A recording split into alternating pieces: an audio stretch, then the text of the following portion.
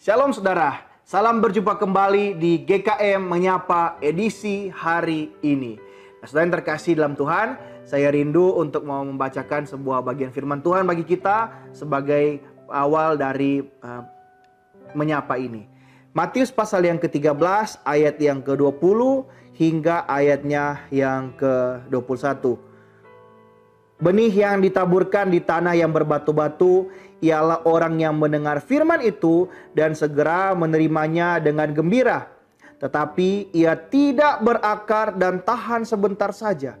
Apabila datang penindasan atau penganiayaan karena firman itu, orang itu pun segera murtad. Nah, saudara yang terkasih dalam Tuhan, apakah saudara atau anak-anak saudara pernah mendapatkan tugas dari sekolah atau engku-encik sekolah minggu untuk menumbuhkan sebuah tumbuhan atau biji-bijian kacang hijau? Dengan bermodalkan kacang hijau saja, kapas, air, dan wadah kecil saja seperti gelas plastik misalnya ya, itu kita bisa dapat melihat tumbuh kembangnya sebuah benih kacang hijau dari bijinya hingga sampai akhirnya bisa muncul kecambahnya hanya dalam sekitar 1 minggu saja. Biasanya ini dipakai sebagai tugas yang mengilustrasikan bagaimana kita mampu untuk menjaga pertumbuhan hidup kita ya, agar tetap bisa dapat bertumbuh dengan baik dan bertanggung jawab.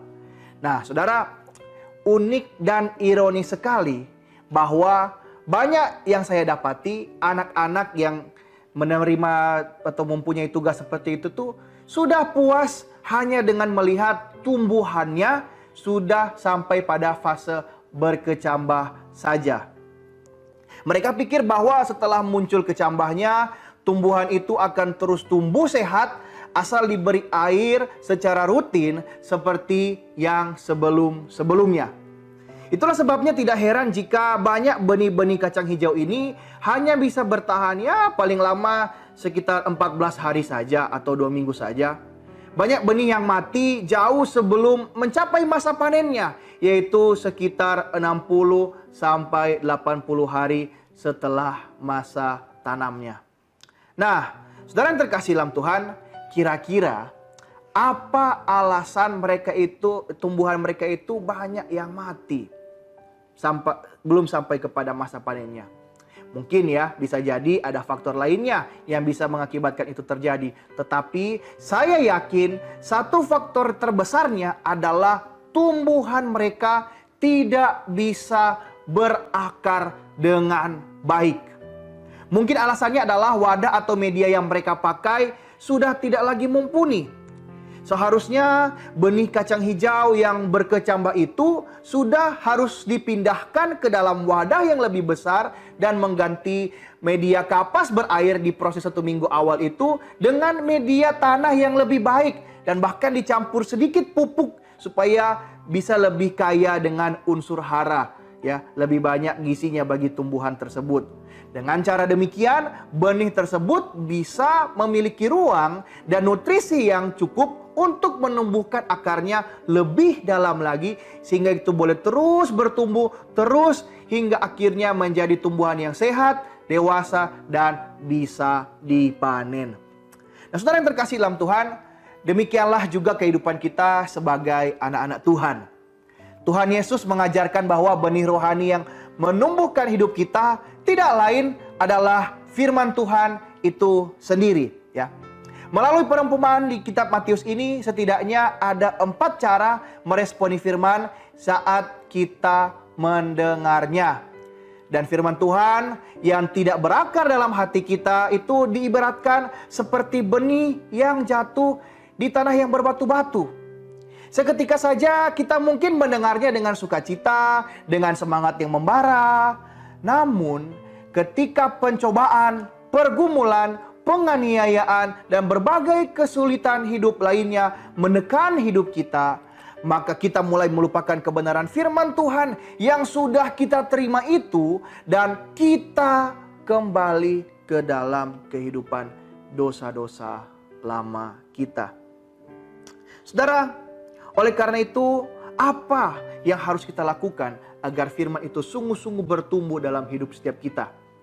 Caranya adalah dengan mempersiapkan hati kita sebagai media yang baik dan mencari wadah yang baik juga untuk bisa bertumbuh. Seperti apa media yang baik itu, saudara? Kalau bagi para petani di ladang, cara untuk menyiapkan tanah yang baik bagi tanaman mereka adalah dengan cara menggembur-gemburkannya. Begitu juga ketika kita mau menerima firman Tuhan, kita juga harus menyiapkan hati kita. Betul-betul melembutkan dan menggemburkan hati kita yang keras ini, agar supaya lebih siap, lebih sedia untuk menerima teguran, arahan, dan komitmen agar bisa menuju ke arah hidup perubahan yang lebih baik. Dan selain itu juga kita perlu wadah pertumbuhan yang baik juga, yaitu terlibat secara aktif di dalam komunitas dan persekutuan-persekutuan rohani. Nah, saudara yang terkasih, manfaatkanlah fasilitas komsel pemuritan Shine yang telah disiapkan oleh gereja bagi setiap kita, sebab kita perlu komunitas untuk tumbuh bersama yang kuat dan bisa menopang kita untuk menghadapi berbagai tantangan dan pergumulan dunia. Saudara, jangan sampai kita lebih bersedia dimuridkan oleh dunia melalui pergaulan-pergaulan yang salah daripada dimuridkan oleh firman Tuhan bersama anak-anak Tuhan lainnya. Nah, saudara yang terkasih, dengan demikianlah kita boleh bertumbuh dan berakar dengan sehat melalui media dan wadah yang tepat, sehingga kita dapat menjadi pendengar firman Tuhan yang hidupnya terus berbuah. Seperti ilustrasi akhir Tuhan Yesus, ibarat benih yang jatuh di tanah yang subur, berbuah bahkan sampai beratus kali lipat. Saudara yang terkasih dalam Tuhan, selamat beraktivitas dan juga selamat untuk terus bertumbuh ke arah yang benar. Dan jangan lupa untuk tetap selalu menjadi pembawa berkat bagi orang lain di sekitar kita pada hari ini. Tuhan Yesus memberkati setiap kita. Amin.